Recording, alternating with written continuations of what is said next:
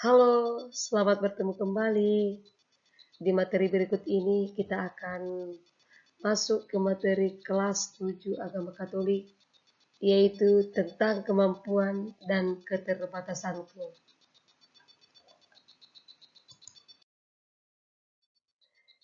Yang pertama kita akan membahas, yaitu aku memiliki kemampuan. Tuhan menganugerahkan karunia dan talenta yang berbeda pada setiap individu. Kemampuan ini bukan hanya untuk diri sendiri, melainkan anugerah untuk melayani dan mengasihi sesama sesuai dengan panggilannya. Iman Kristiani menegaskan kepercayaan bahwa setiap manusia sejak awal diciptakannya sudah dibekali oleh Allah dengan berbagai kemampuan. Bekal itu diberikan supaya manusia dapat hidup dan berkembang menuju kesempurnaannya. Nah, dengan kemampuan yang kita miliki atau talenta yang kita miliki, tidak ada seorang pun di dunia ini yang tidak mempunyai kemampuan. Sebab pada saat Allah menciptakan kita, Tuhan sudah membekali manusia dengan berbagai kemampuan. Walaupun kemampuan yang diberikan itu berbeda satu dengan yang lain. Tetapi kita mempunyai tugas, yaitu bertanya, mencari, dan menemukan dalam diri kita kemampuan-kemampuan itu. Setiap orang diberi kemampuan yang berbeda. Nah, perbedaan ini terjadi dikehendaki oleh Tuhan supaya manusia itu saling membantu dan bekerja sama dalam memperkembang diri. Orang yang diberikan kemampuan berbeda dengan yang lain. Nah, artinya itu supaya kita saling membantu dan saling bekerja sama dengan orang lain. Ada banyak kemampuan yang sifatnya umum dimiliki semua orang. Ada yang sifatnya khusus.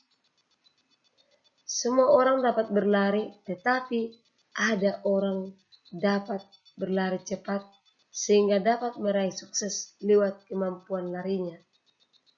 Ada yang biasa-biasa saja. Semua orang dapat bicara, tetapi ada yang beruntung dengan kemampuan bicaranya menghasilkan banyak uang. Ada yang senang membicarakan orang lain, ada yang bicara seperlunya. Kemampuan yang dianugerahkan Tuhan itu perlu dilatih dan dikembangkan agar lebih bermanfaat. Tidak dapat langsung terampil tanpa berlatih. Nah, kemampuan yang telah dianugerahkan Tuhan perlu kita sadari dan kembangkan dengan sikap yang bertanggung jawab. Sebab pada saat nantinya manusia harus bertanggung jawab dengan pemberian Tuhan itu. Nah, inilah gagasan yang cukup jelas diungkapkan dalam perumpamaan tentang talenta yang terdapat dalam Matius 25 ayat 14 sampai 30. Manusia harus bertanggung jawab terhadap pemberian Tuhan.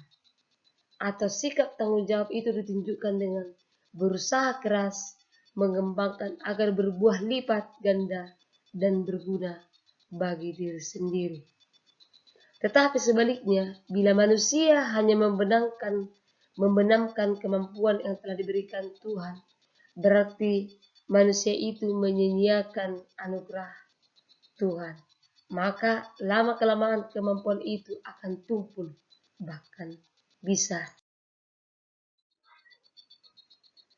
Ada beberapa cara untuk mengembangkan kemampuan atau talenta yang kita miliki. Misalnya, melatih diri terus-menerus tanpa takut salah atau gagal.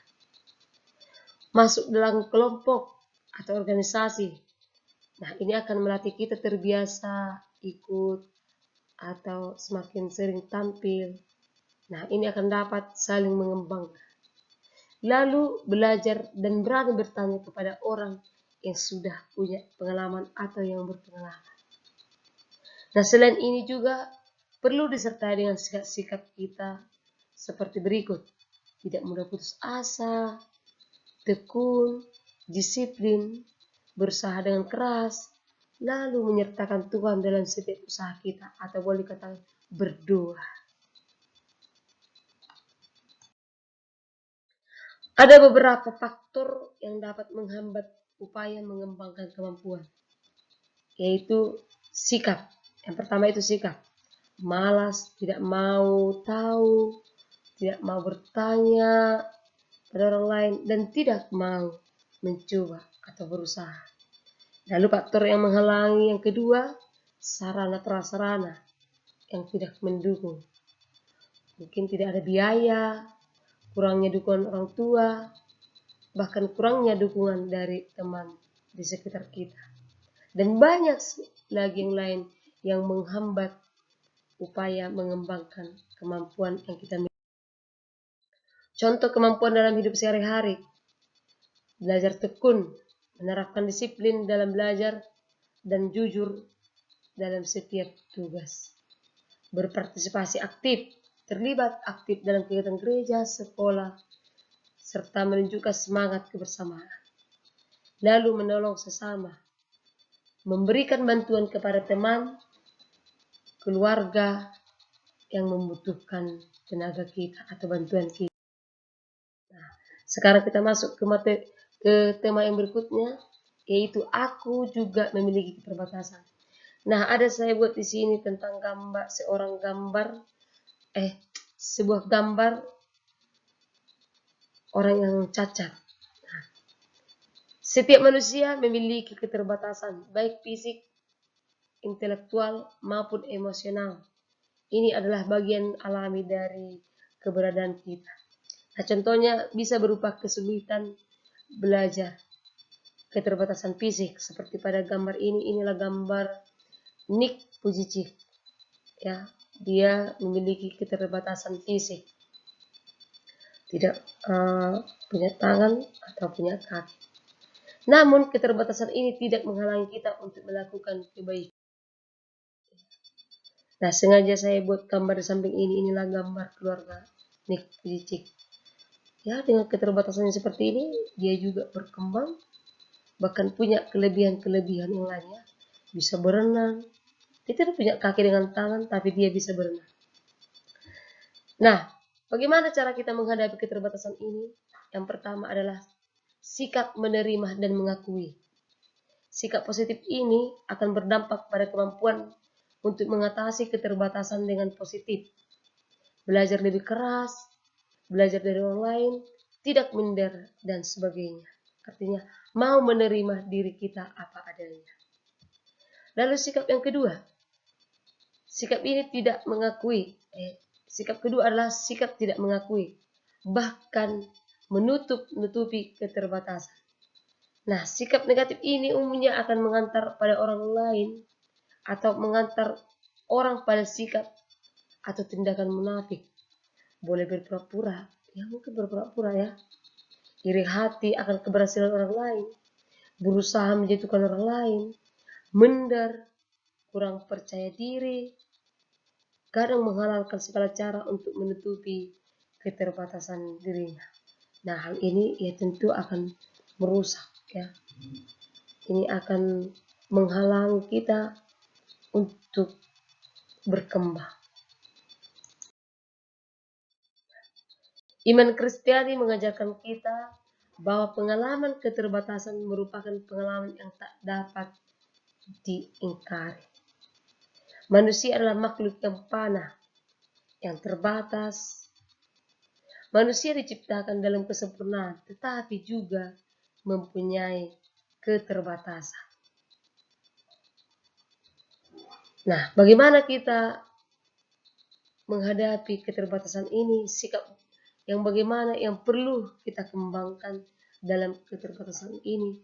Boleh kita refleksikan dari kisah Yesus meredakan angin ribut atau beberapa kisah lainnya, ya. Tetapi ada hal yang menarik dari kutipan itu. Ketika sadar akan keterbatasan kemampuannya, para murid Yesus itu pergi mencari pertolongan Yesus. Mereka sadar bahwa saat menghadapi keterbatasan, manusia perlu memberanikan diri meminta bantuan orang lain. Ada dua pesan yang disampaikan dalam kisah Yesus meredakan angin ribut. Yang pertama, menguatkan keyakinan iman kita, bahwa di balik keterbatasan yang kita miliki, Allah bermaksud supaya manusia dapat saling membantu dan bekerja sama satu sama yang lain untuk saling mengembangkan dan menyempurnakan. Bukan maksud Tuhan untuk bersikap tidak adil. Lalu yang kedua, supaya manusia itu sadar bila mana mengalami keterbatasan diri, ia harus mencari sumber kekuatan dan kesempurnaan sejati, yakni Tuhan Allah. Ada sikap Katolik terhadap keterbatasan. Nah, kita harus tahu ini, bagaimana sikap gereja Katolik terhadap keterbatasan. Yang pertama itu adalah inklusivitas gereja. Gereja itu mengajarkan penghargaan dan penerimaan terhadap semua orang tanpa terkecuali. Berarti terbuka. Lalu yang kedua, teladan Orang Kudus. Nah, Santo Santa seperti Santo Yosef dari Cupertino menunjukkan bagaimana keterbatasan bisa menjadi jalan menuju kekudusan. Lalu yang ketiga, kekuatan ilahi. Tuhan sering memakai keterbatasan kita untuk menunjukkan kasih dan kekuatannya yang tak terbatas. Lalu kita diajari juga untuk menghargai diri dan orang lain, menerima diri sepenuhnya dengan semua kemampuan dan keterbatasan yang ada dalam diri kita.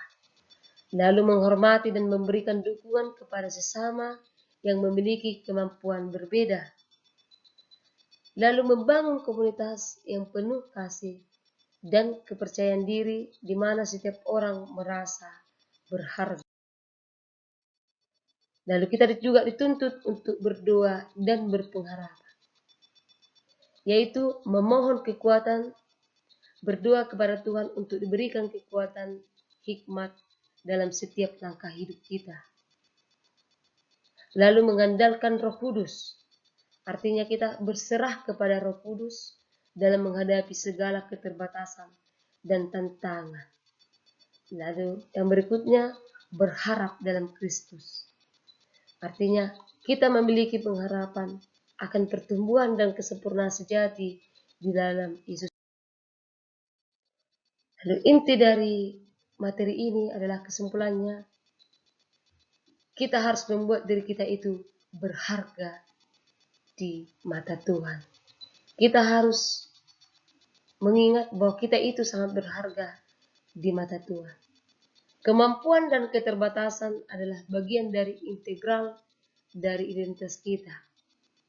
Tuhan itu mengasihi dan memakai kita apa adanya. Maka marilah kita menggunakan setiap kemampuan kita untuk melayani dan mengasihi sesama sebagai wujud rasa syukur atas anugerah Tuhan. Sekian dan terima kasih. Semoga bermanfaat untuk kita semuanya. Terima kasih.